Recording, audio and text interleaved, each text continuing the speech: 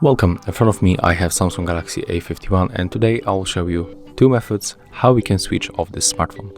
So at the first we can open notification bar just like that and then tap on this power icon. When you make it, you have to click power off for the 2 times and after that your device will be turned off. You can also use power key, you have to click and hold it.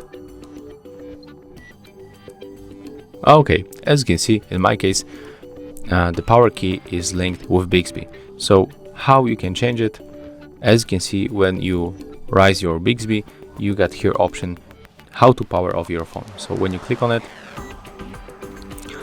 you will see that we can use that power button as I show you as the first.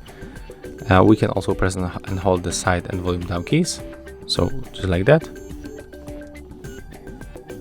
And after that we will get the same menu, and after that we can choose to power off our device, but we can also change that option and use only power key. So we have to go for the settings.